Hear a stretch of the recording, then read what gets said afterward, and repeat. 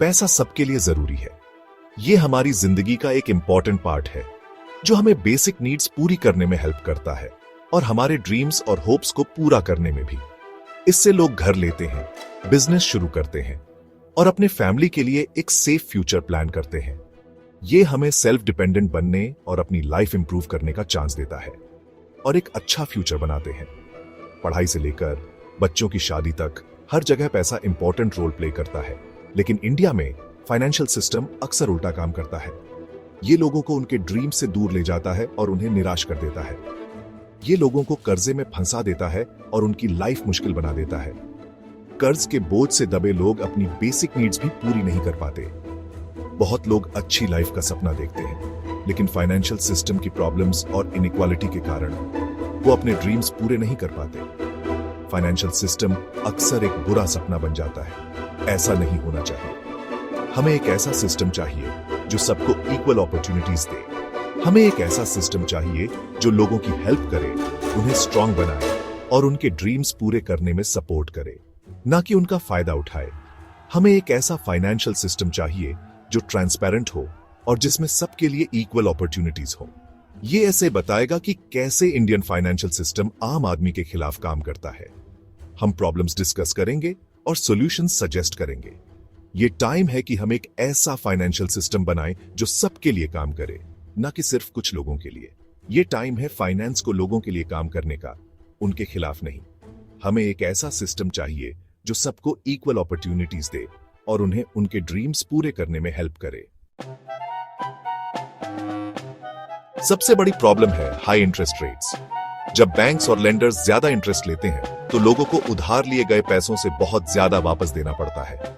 इससे debt trap बन जाता है। मान लो आपने एक मोटर बाइक के लिए लोन लिया।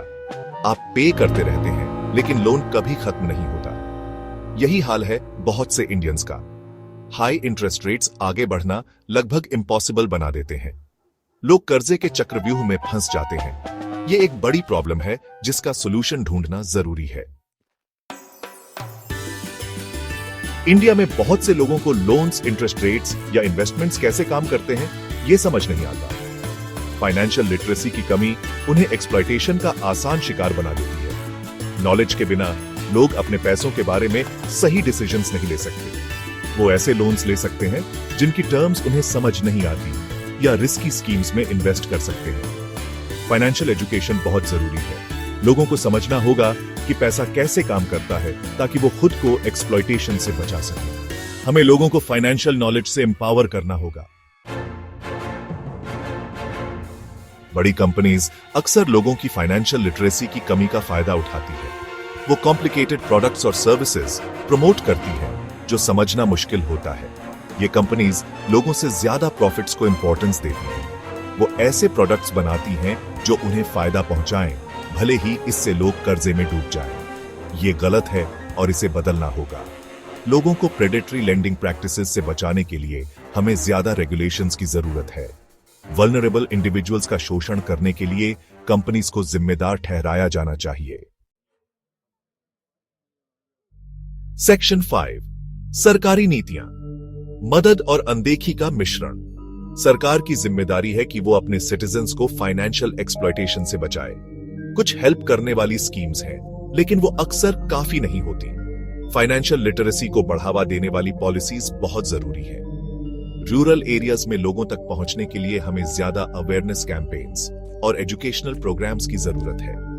सरकार को फाइनेंशियल इंस्टीट्यूशंस को और इफेक्टिवली रेगुलेट करना चाहिए। एक्सप्लॉयटेशन को रोकने के लिए स्ट्रॉन्गर कंज्यूमर प्रोटेक्शन लॉज की जरूरत है। सेक्शन 6, सच्ची कहानियां, सच्चे संघर्ष, एक खराब सिस्टम के शिकार। इस सेक्शन में हम उन लोगों की लाइव्स देखेंगे जो फाइनेंशियल सिस्टम से बहुत प्रभावित हुए हैं, जो उन्हें सपोर्ट करने वाला था। इसकी बजाय इसने उन्हें बहुत बड़ी चुनौतियों और मुश्किल डिसीजंस के साथ छोड़ दिया है। इस फ्लॉड फाइनेंशियल सिस्टम का ह्यूमन कॉस्ट बहुत ज्यादा है। फैमिलीज टूट जाती हैं, ड्रीम्स टूट जाते हैं और बहुतों के लिए फ्यूचर अंधकार में लगता है।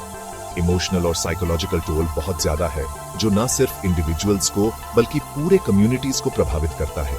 चलिए कुछ रियल लाइफ एग्जाम्पल्स देखते हैं।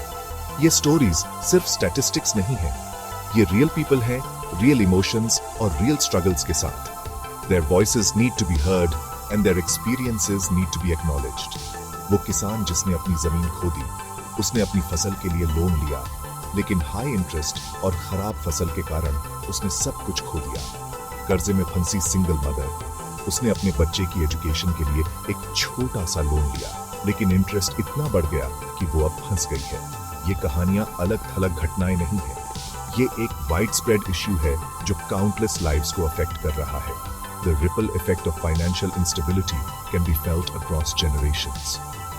ये उन लाखों इंडियंस के स्ट्रगल्स को दिखाती है जो एक ऐसे सिस्टम के शिकार हैं जो उनकी हेल्प करने वाला था। The system, which was designed to provide support and stability, has instead become a source of anxiety and despair for millions of Indians.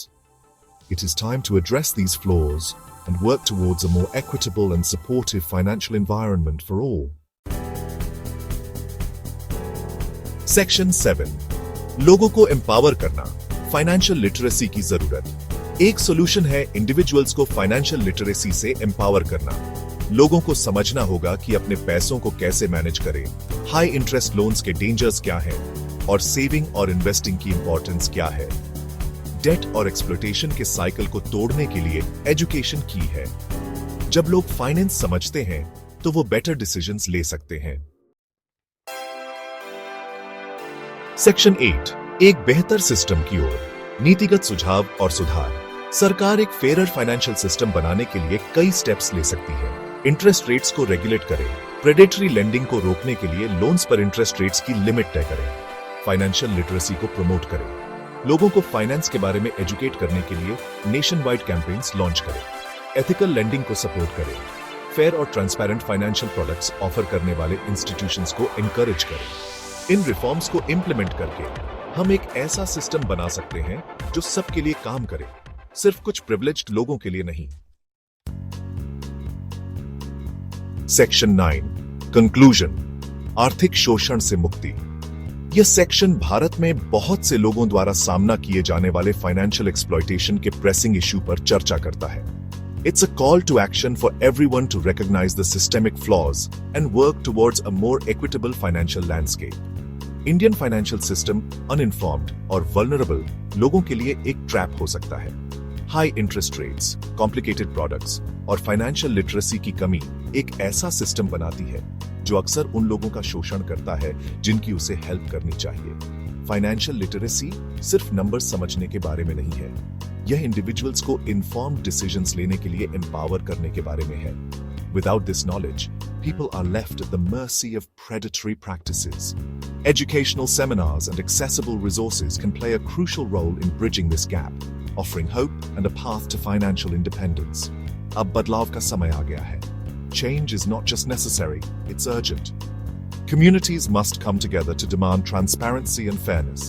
Inspirational leaders and grassroots movements can ignite this change, fostering a culture where financial well-being is a shared goal.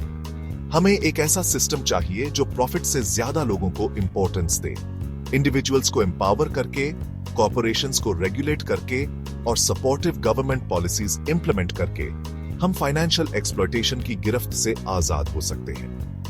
Government initiatives can pave the way for a more just financial system.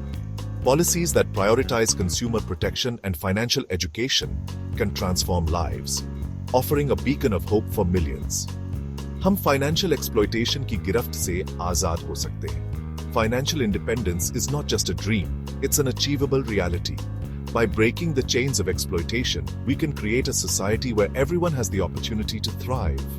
आइए मिलकर सभी Indians के लिए एक fairer और just financial system बनाएं, a system that values people over profits and ensures that everyone has the tools and knowledge to secure their financial future.